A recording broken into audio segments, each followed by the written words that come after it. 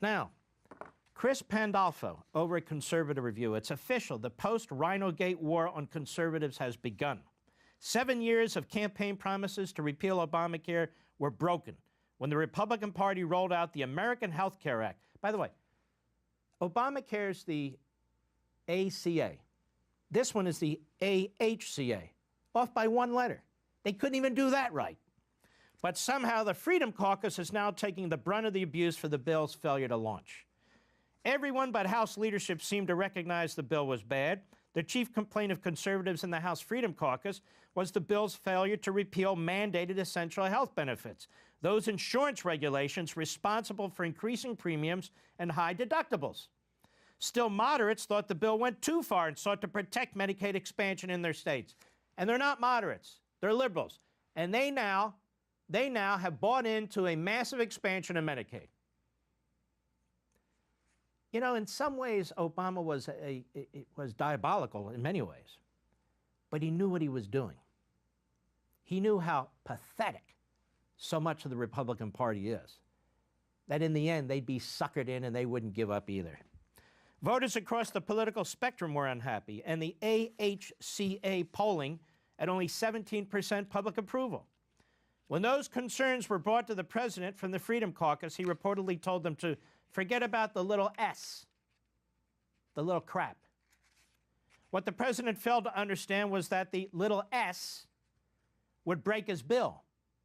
House conservatives were on the cusp of supporting the legislation as Speaker Paul Ryan and leadership agreed to repeal the fundamental insurance regulation problems.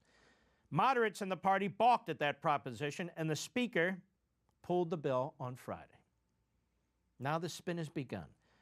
Representative Austin Scott, nobody, backbencher, Republican Georgia, declared it was Freedom Caucus Chairman Representative Mark Meadows who betrayed the American people. In a tweet, he said, Mark Meadows betrayed Trump and America and supported Pelosi and Democrats to protect Obamacare. How stupid of a comment is that? How stupid. Like Mark Meadows, one of the most decent and conservative members of the House of Representatives, he did this to support Pelosi and the Democrats and to protect Obamacare. This is the level of insanity within the liberal and moderate Republican ranks. The media has latched onto that narrative. The phony Wall Street Journal, my word, lambasted the Freedom Caucus as the Obamacare Republicans. Politico, left wing, published a hit piece over the weekend detailing insider frustrations with the far right, quote unquote, the far right members who sunk the bill, insisting that it fulfilled 7 years of campaign promises. Adam Kinzinger, this guy has become a real buffoon. A real buffoon, elected as a Tea Party candidate. As soon as he gets to Washington, abandons that and becomes part of the Bonnier crowd. Is running around insisting that the Freedom Caucus just saved Obamacare and pledging to work with Democrats to overcome conservative opposition to future legislation. Here's what his tweet said. The House Freedom Caucus just single-handedly saved Obamacare. Notice he doesn't say a word about those 6 so-called moderates or the 193 Democrats, nor does he say anything intelligent or substantive about the problems with this bill, because he can't. He's a doofus. The one problem with this narrative, it's not accurate. The Weekly Standard's Jay Cost helpfully summarizes events, showing how the problems within the Republican conference went far beyond conservative opposition to a bad bill. Here's what he tweeted. So the chain of events, as I understand it, Ryan wrote a bill in secret. It was a bad bill, and he botched the rollout. He handed the sales job off to Trump. Trump misread the House Freedom Conference. Trump put Meadows in a bad spot. Trump wouldn't talk about policy specifics. No back channel with the White House to fix it. Rodney Frelinghuysen, or whatever the hell his name is, finally knocked it down. That's a congressman. Now, this congressman of New Jersey, Frelinghuysen, is one of the moderates with a 29% Liberty score at Conservative Review. He's the chairman of the powerful House Appropriations Committee. And the news that he wouldn't support the bill opened the floodgates to more moderate deflections.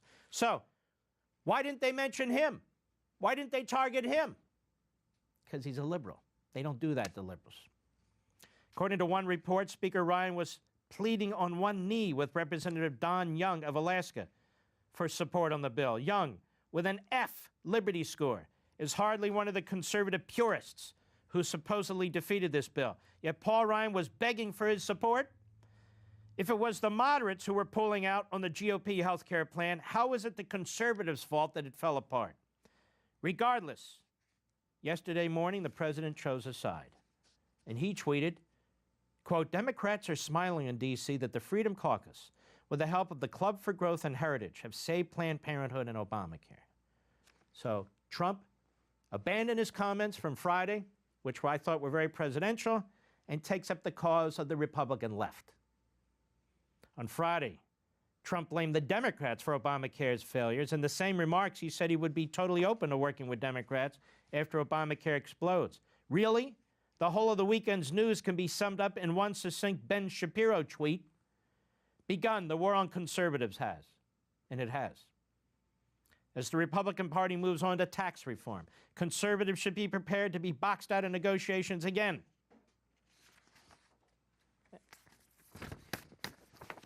Very, very strange. The whole mess has become very, very strange. It makes you really wonder if we can ever change anything in Washington. The people who claim to be outsiders, coming over the top of the Tea Party, and got elected on that mantle, and the people in the White House, not a one of whom is a constitutional conservative in the president's inner circle. The leadership of the House Republicans, not a one of whom is a constitutional conservative. Suddenly now it's the fault of 18 constitutional conservatives who withstood enormous pressure and who are now under attack because they want them to buckle. They want them to buckle for a lot of reasons. They got $1 trillion infrastructure program coming. They want it. They got all kinds of liberal stuff coming. They want it. They want to cut a deal with the Democrats on so-called tax reform. Gee, what will that involve? Now on to the Wall Street Journal editorial page and the Circle nerds over there. They were furious. Isn't it interesting what's going on here? So you have the rhinos and Priebus and Ryan and company, these so-called moderates who are liberals within the Republican Party.